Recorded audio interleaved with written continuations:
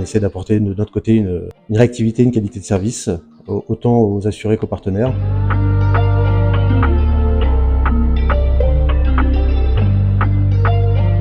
Est-ce que tu pourrais nous parler des principaux aspects à prendre en compte dans la gestion d'un sinistre? Alors les principaux aspects à prendre en compte sont une réactivité.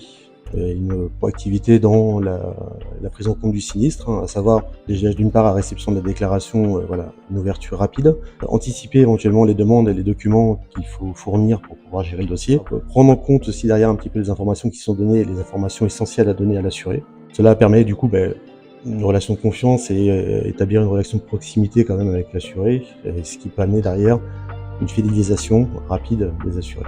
En sachant qu'on maîtrise son environnement, forcément la personne quand elle vient nous voir, l'assuré quand elle vient nous voir, elle se sent à l'aise et tout de suite pris en main de manière efficace et professionnelle. Quels conseils donnerais-tu aux partenaires pour entretenir une relation de confiance durable avec leurs clients? D'avoir une relation de proximité humaine, transparente et empathique, d'apporter par notre maîtrise de l'environnement et nos connaissances une qualité de service dans la gestion des sinistres. Ne pas hésiter à rester factuel et contractuel sur les suites à donner dans le cadre de son dossier. Être un professionnel, tout simplement. Rester pro. Selon toi, comment les partenaires peuvent-ils renforcer leur capacité de détection et de prévention des fraudes? Alors il faut savoir que la fraude, les derniers chiffres connus au niveau de la fraude sont en 2022. On est passé de 11 à 20% de détection des dossiers fraude. Ce qui nous oblige malheureusement dans le cadre de notre métier, au jour le jour, à être de plus en plus vigilants lors des déclarations sinistres et ne pas hésiter à pousser derrière un petit peu les investigations, déjà d'une part en amont, et d'autre part, nous c'est vrai que derrière, le moindre suspicion, la moindre doute doit nous alerter sur les suites et les suites réservées. Quels sont les outils mis en place par Alias pour le suivi des sinistres?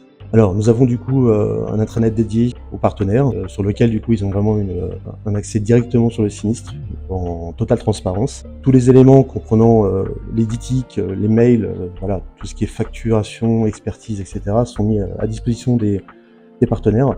Ainsi, ils ont la possibilité de suivre et de connaître du coup leur sinistre.